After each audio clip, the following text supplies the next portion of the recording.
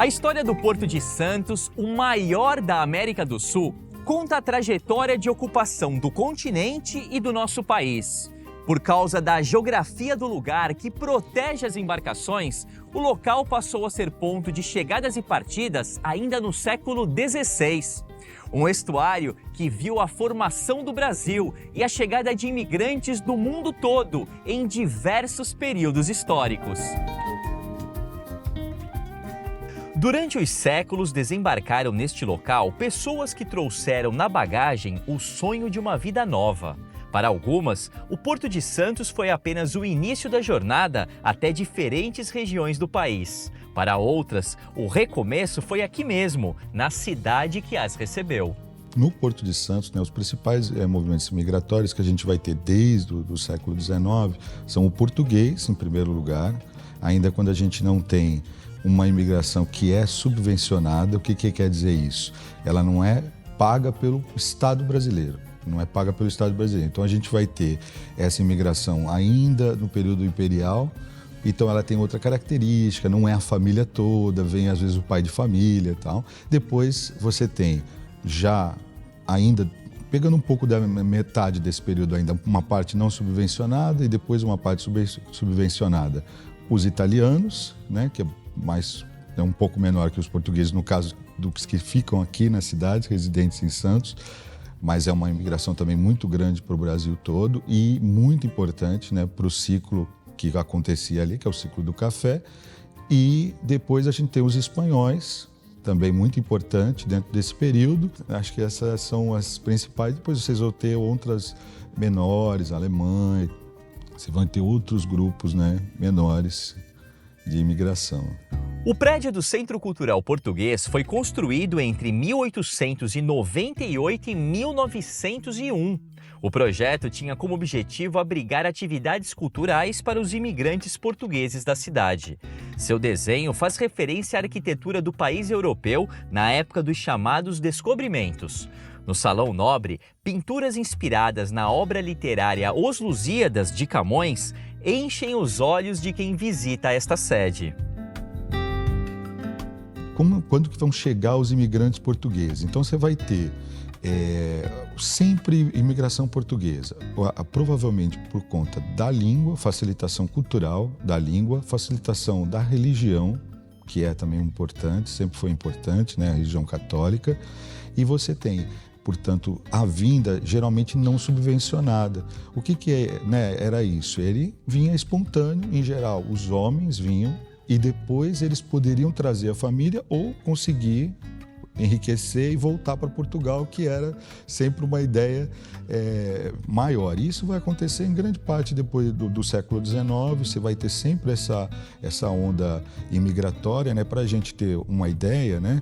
A gente vai ter um censo de 1872, ainda dentro do Império, onde você tem, né, uma população estrangeira que vai girar em torno de 25% da cidade.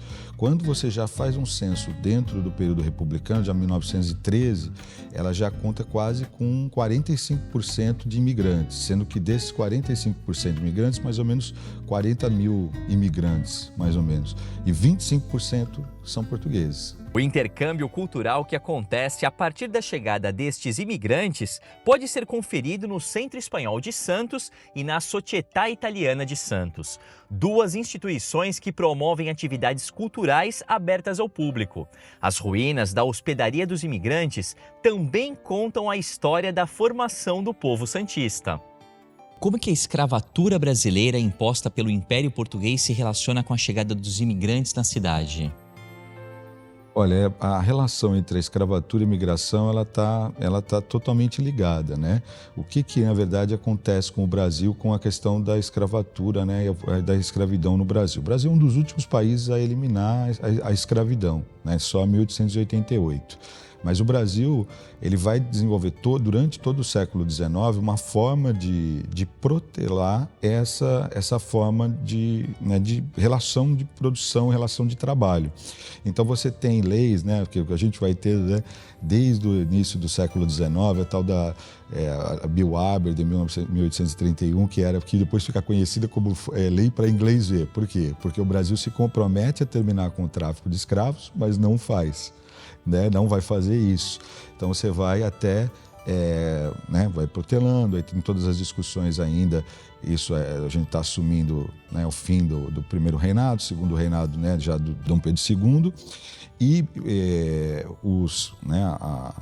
os gabinetes, que eram os ministérios, né, que eram formados por os gabinetes, vão organizar, né, a lei que é Eusébio de Queiroz, 1850, que é a lei do fim do tráfico. Com a ideia do fim do tráfico internacional dos escravizados, havia uma ideia de que isso iria acabar e precisava ter outra mão de obra para isso. E começam experiências com imigração. Começa a se divulgar uma propaganda do Brasil lá no Japão e há uma corrente grande, né, que se torna talvez a maior fora do Japão, né? Daqui em diante a gente vai ter ondas imigratórias, né, dos japoneses maiores, né? Então vai crescente dessas décadas de 10, depois a década de 20, então vai sendo crescente. A imigração tem alguma, né, ela tem alguma fixação na cidade, mas menos, né, porque eles vêm mesmo para o trabalho do café, então eles vão se fixar e vão procurar zonas menos quentes, né, que eram, porque o interior, o chamado Oeste Paulista, é uma área bem quente, né?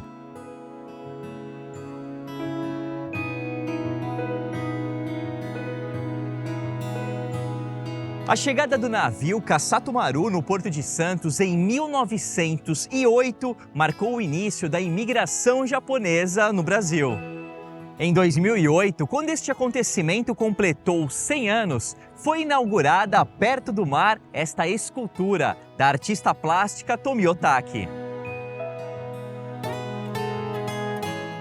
Uma homenagem aos imigrantes que vieram do Japão e também a todas as famílias que chegaram ao Brasil pelo Porto de Santos e ajudaram a construir a história do país.